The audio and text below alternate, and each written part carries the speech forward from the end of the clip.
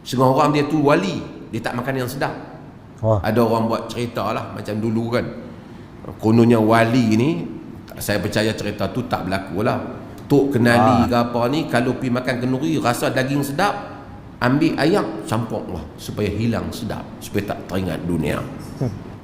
Banyaklah hadis-hadis palsu orang Melayu ni, jangan makan kepala ikan dengan apa? Betul itu.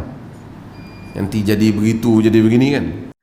Assalamualaikum warahmatullahi wabarakatuh. Benarkah orang yang paling soleh tidak boleh makan makanan yang sedap? Adakah menikmati rezeki yang halal tanda cinta dunia? Dalam video kali ini, Dr. Maza membetulkan satu salah faham yang telah lama tersebar dalam masyarakat. Tonton sampai habis karena jawabannya mungkin mengejutkan Anda. Jom kita bersama-sama tengok penjelasan Dr. Maza dari sekarang. Saya cakap lah, saya nak baca satu ungkapan Syekhul Islam Ibn Taymiyah rahimahullah di dalam Majmu' al-Fatawa. Ibn Taymiyah kata, wa amma al-aklu wal libasu fa khairul hadi Muhammadin sallallahu alaihi wasallam. Allahumma salli wa sallim. Adapun di dalam makan dan pakaian, sebaik-baik petunjuk ialah petunjuk Muhammad sallallahu alaihi wasallam. Allahumma salli wa sallim. Wa kana khuluquhu fil akli annahu ya'kulu ma tayassara idza ishtahahu. Adapun petunjuk Nabi, akhlak Nabi itu di dalam makan, baginda memakan apa yang mudah apabila baginda suka nak makan. Okey, betul. Wala yaruddu mawjudan wala yatakallafu mafqutan. Baginda sallallahu alaihi wasallam tidak menolak benda yang ada dan tak bersusah payah mencari benda yang tak ada. Tak macam kita lah, kita tahu nasi kanak bagus punya, kita pergi lah. Tak ada, aku tak mau makan Nabi. Tapi dia kata Nabi ni tinggi lah kedudukan dia, hak mana ada dia makan, tak ada tak susah pergi cari, dia cari apa. Kerana keadaan zaman tu pun. Fakana idza hadara khubzun wa lahmun akalahu akalah. Nabi apabila ada mari roti dan daging, akalahu, dia makan. Ada tengok daging, ada roti, baginda makan. Wa in hadara fakihatun wa khubzun wa lahmun akalahu. Jika mari dihidangkan buah, dihidangkan roti, dihidangkan daging, baginda makan.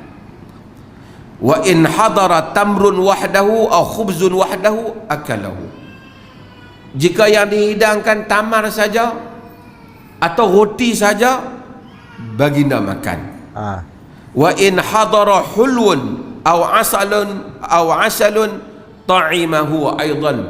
Jika sekiranya mari manisan, okey, yang manis-manis, ataupun madu, ta'imahu, baginda makan. Anak siapa pergi tengok? Jatuh ada siapa lah. tu nangis? Okey, ada siapa tu yang nangis? Wa kana ahabbu syarabi ilaihi al-hulul barid. Minuman yang paling baginda suka yang manis dan sejuk. Yang manis dan sejuk. Ni tuan-tuan nak kena tengok juga, jangan lepas pada ni pakai duk balik minum yang manis. Harus dengar. Nabi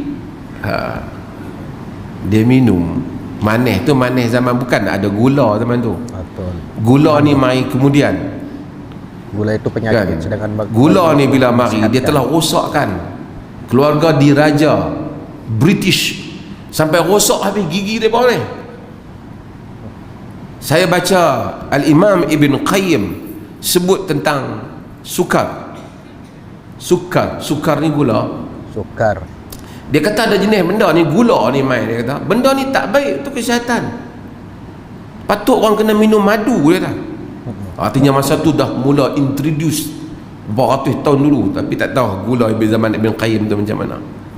Kan? Nabi ni bila minum manis Nabi ni daripada apa?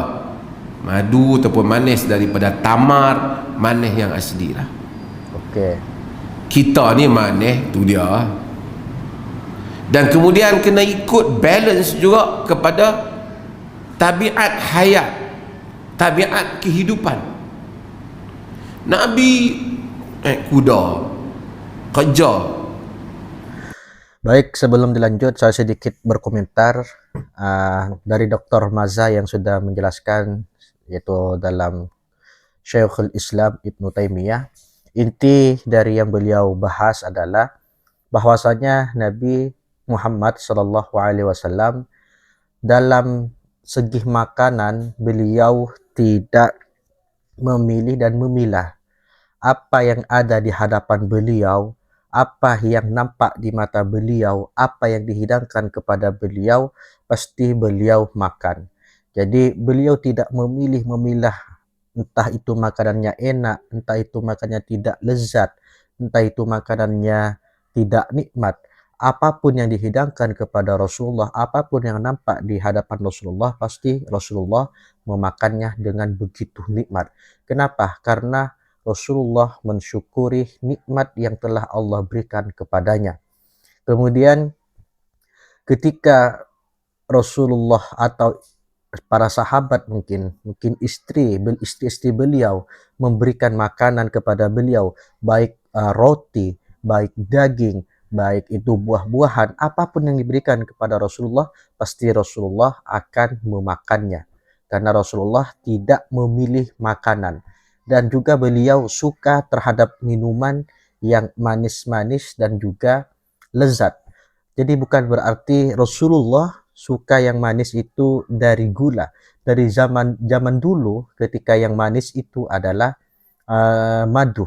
Dan tentu kita sudah mengetahui bahwasanya madu adalah salah satu bisa dikatakan makanan atau minuman yang menyehatkan. Berbeda dengan yang sekarang. Yang sekarang itu yang manis-manis itu sudah dicampur dengan sesuatu hal yang mungkin kalau kita minum setiap hari atau dikonsumsi sehari-hari, maka itu akan berdampak penyakit dalam tubuh. Dan Rasulullah tidak seperti itu. Dan karena bukan berarti madu itu yang menjamin dalam tubuh kita itu sehat, tidak. Karena di balik Rasulullah meminum minuman yang manis yaitu madu, Rasulullah juga beraktivitas dengan begitu semangat dalam kesehariannya, baik bekerja, baik mengembala, baik pekerjaan apapun. Rasulullah jarang tidur, jarang duduk sehingga badannya sehat. Bukan berarti sehat itu dari madu tersebut, tetapi di balik madu tersebut juga Rasulullah suka bekerja dan sebagainya. Baik, kita lanjut dulu, gengs. Sehatlah baginda dan sahabat-sahabat. Kita minum manis, duduk tirai kon, duduk bersadap. Saya pergi ke Pulau Langkawi, ada satu orang makcik tu. Okey. Makcik tu, dia ni bukan iklan benda barang, tapi saya cerita dia.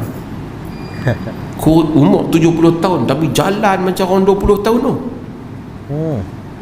Masuk dalam perahu, menjala ikan. Saya kata, minum apa? Hari-hari dia minum Coca-Cola. Hari-hari. Tengah dia hidang makanan saya tu, dia pergi jalan jauh nak pergi beli Coca-Cola sebelum turun laut. Bukan Coca-Cola tu, Coca-Cola tak bagus lah untuk kesihatan. Tapi mungkin dia kata dia sihat. Dia minum, kemudian dia bekerja dia.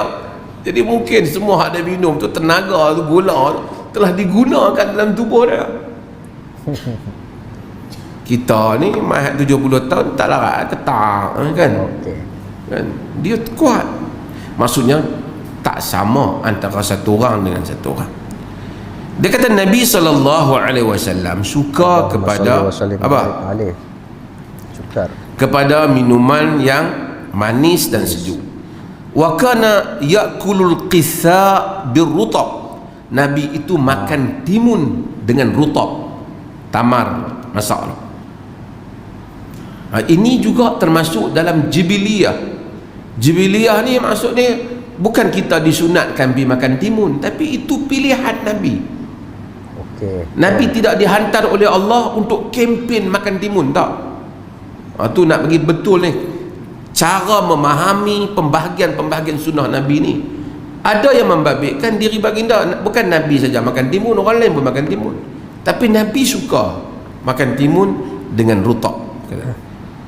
Falam yakun idza hadara lawnani min at-ta'am yaqul la akulu lawnaini wala yamtani'u min ta'amin lima fihi min ladzah wal halawa.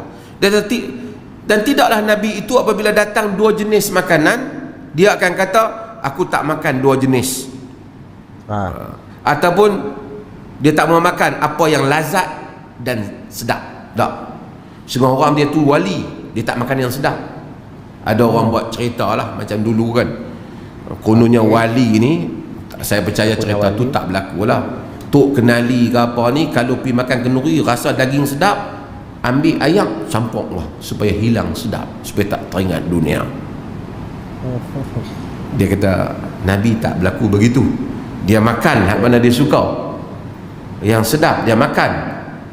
Aku kata apa ni nak makan sedap? Dia kata benda sedap dia makan. Dia tak kata makan sejenis ya. Banyaklah hadis-hadis palsu orang Melayu ni, jangan makan kepala ikan dengan apa? Nanti jadi begitu, jadi begini kan. Kan dia ini semua tak ada dia kata. Okey. Kemudian dia kata wa kana ahyanan yamdi syahrani wa thalathatu la yuqadu fi baitihi narun wa la ya'kuluna illa tamra wal ma'a. Dia kata kadang kala berlaku sampai 2 bulan ataupun 3 bulan berlalu tidak masak di rumah Nabi, api sikit pun tak menyala di rumah Nabi. Baginda hanya minum, hanya makan tamar dan minum air saja. Masya Allah. Tuan-tuan bayangkan semua orang berada di keliling Nabi. Okey. Kalau Nabi kata hantar makanan kat aku, semua Nabi hantar. Abdul Rahman bin Auf kaya. Masya Allah. Tapi Nabi betul beliau adalah bergantung kepada diri baginda sallallahu alaihi wasallam. Padahal Nabi Muhammad, kalau agama itu untuk kepentingan baginda, tetapi beliau, lebih baik baginda kecapi semua benda ni. Wah apa? Teruk kempen agama, lepas tu tak dapat ambil kesempatan ke atas benda ni. Para sahabatnya untuk memberikan, tuan-tuan tengok golongan agama, bukan semua. Para sahabat memberikan, dia famous sikit, dia fikir macam mana dia nak buat duit dengan dia punya famous. Tapi beliau tidak. Barang apa aku boleh jual atas guna nama agama? Habis baju aku jual kepiah, habis kepiah aku jual kasut, habis kasut aku jual capal. Sebab manusia, apa yang boleh aku ambil kesempatan dengan menggunakan nama agama ni untuk aku dapatkan satu kedudukan. Wah, itu tak boleh guys. Dapatkan kekayaan.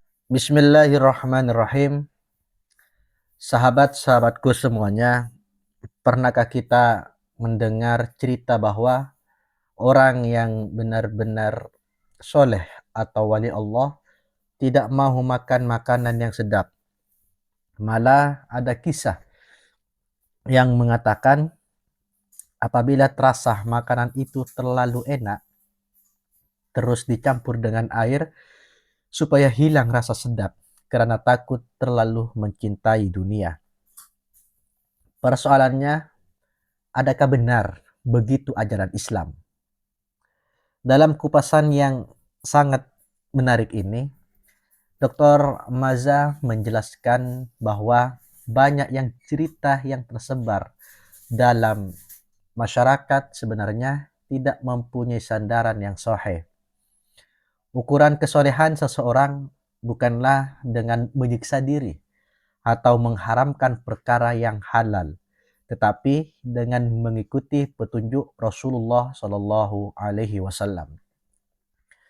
Dr. Maza membawakan penjelasan daripada Syekhul Islam Ibnu Taimiyah dalam Majmu' al-Fatawa. Beliau menjelaskan bahwa sebaik-baik petunjuk dalam urusan makan dan berpakaian ialah petunjuk Nabi Muhammad Sallallahu Alaihi Wasallam. Bagaimana cara Rasulullah Sallallahu Alaihi Wasallam makan? Baginda tidak memilih-milih secara berlebihan. Jika ada roti dan daging, baginda makan. Jika dihidangkan buah-buahan, baginda juga makan. Jika yang ada hanya tamar atau roti, baginda tetap bersyukur dan memakannya. Baginda juga menyukai madu dan makanan yang manis secara semula jadi. Ini menunjukkan Islam bukan agama yang melarang kita menikmati nikmat Allah. Yang dilarang ialah berlebihan, membazir, sombong, dan menjadikan makanan sebagai tujuan hidup. Dr. Maza turut mengingatkan bahwa ada orang menyangka semakin susah seseorang itu hidup, semakin tinggi derajat agamanya. Sedangkan Nabi Shallallahu Alaihi Wasallam sendiri tidak pernah mengharamkan makanan yang halal untuk dirinya. Apabila ada makanan yang baik, baginda menikmatinya. Apabila tiada, baginda bersabar. Inilah keseimbangan yang diajar oleh Islam. Beliau juga menyentuh tentang minuman manis. Nabi Shallallahu Alaihi Wasallam memang menyukai minuman yang manis dan sejuk. Tetapi manis pada zaman baginda bukanlah gula yang diproses seperti hari ini. Kebanyakannya datang daripada madu atau tamar, yaitu sumber yang lebih semula jadi. Namun, Dr. Maza mengingatkan supaya kita tidak salah faham. Jangan pula selepas mendengar hadis ini, kita terus minum air bergula tanpa kawalan. Kesehatan juga bergantung kepada gaya hidup. Rasulullah Shallallahu Alaihi Wasallam dan para sahabat aktif bekerja, berjalan, menunggang kuda, dan melakukan berbagai aktiviti fisikal. Jadi, cara hidup mereka sangat berbeza dengan kehidupan kita yang banyak duduk dan kurang bergerak. Satu lagi perkara yang menarik ialah penjelasan tentang makanan kegemaran Nabi seperti timun bersama tamar masak. Dr. Mazhar menjelaskan bahwa ini termasuk perkara yang bersifat kebiasaan atau jibiliyah. Maksudnya, Nabi makan kerana baginda menyukainya sebagai manusia, bukan kerana ia satu syariat yang wajib diikuti. Jadi, tidak semestinya setiap orang perlu makan timun dengan tamar untuk mendapat pahala. Yang perlu diikuti ialah adab makan, kesederhanaan dan rasa syukur, bukan semata-mata jenis makanannya. Dr. Masa juga menolak pelbagai kepercayaan yang tidak mempunyai dalil, seperti larangan makan kepala ikan kerana kononnya membawa kesan tertentu. Banyak kepercayaan seperti ini tersebar dalam masyarakat, sedangkan tiada sandaran daripada Al-Quran dan hadis yang sahih. Bahagian yang sangat menyentuh ialah apabila beliau menceritakan bahwa pernah berlaku selama berbulan-bulan dapur rumah Rasulullah SAW tidak berasap kerana tiada makanan untuk dimasak. Baginda hanya makan tamar dan minum air. Walaupun ramai sahabat yang kaya dan sanggup membantu, Rasulullah tidak menjadikan dakwah sebagai jalan untuk mengumpul kemewahan. Baginda hidup dengan penuh amanah dan tidak mengambil kesempatan atas kedudukannya sebagai Rasulullah. Dr. Maza kemudian mengaitkan perkara ini dengan keadaan sebahagian pendakwah. Pada hari ini beliau mengingatkan bahwa ilmu agama jangan dijadikan alat untuk mengejar keuntungan semata-mata. Sebaliknya, para ustadz dan ilmuwan Islam perlu mempunyai kemahiran serta sumber rezeki yang halal agar mereka dapat berdakwah dengan lebih bebas dan tidak bergantung kepada populariti. Sebab itulah beliau menyokong usaha melahirkan golongan agamawan yang jujur juga mahir dalam bidang keusahawanan maksudnya guys. Sejarah Islam sendiri membuktikan bahwa ramai ulama besar seperti Imam Abu Hanifah merupakan seorang ahli perniagaan yang berjaya di samping menjadi tokoh ilmu. Kesimpulannya, daripada penjelasan ini kita belajar bahwa Islam ialah agama yang seimbang. Rasulullah tidak mengajar umatnya menyiksa diri atau menolak nikmat Allah yang halal. Baginda menikmati rezeki apabila ada, bersabar apabila tiada, senantiasa bersyukur dan tidak pernah hidup bermewah-mewahan kerana agama. Mudah-mudahan kita dapat mencontohi sunnah baginda dengan ilmu yang sahih, bukan sekedar cerita-cerita yang tidak mempunyai asas. Jika anda mendapat manfaat daripada perkongsian ini, jangan lupa tekan like, tinggalkan komen tentang pandangan anda dan kongsikan video ini kepada keluarga serta rakan-rakan. InsyaAllah setiap perkongsian yang membawa kepada ilmu yang bermanfaat dan menjadi saham pahala yang berterusan. Jangan lupa juga subscribe dan aktifkan loceng supaya tidak terlepas perkongsian ilmiah yang seterusnya. Wallahu a'lam. Assalamualaikum warahmatullahi wabarakatuh.